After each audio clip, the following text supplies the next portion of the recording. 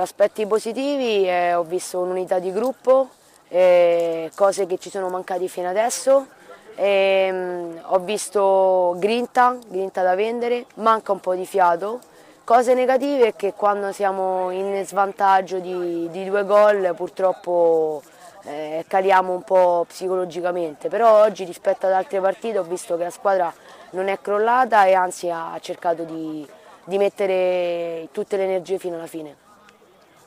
L'obiettivo è, essendo una neopromossa dalla Serie B, dopo tanto lavoro e visto il nostro progetto di società, è quello di salvarci per quest'anno. Non nego che purtroppo la classifica dice questo e per costruire poi negli anni a venire una squadra ancora più competitiva per dire la nostra anche in Serie A2. Quest'anno l'obiettivo è salvarci e con questo spirito penso che lo faremo sicuramente.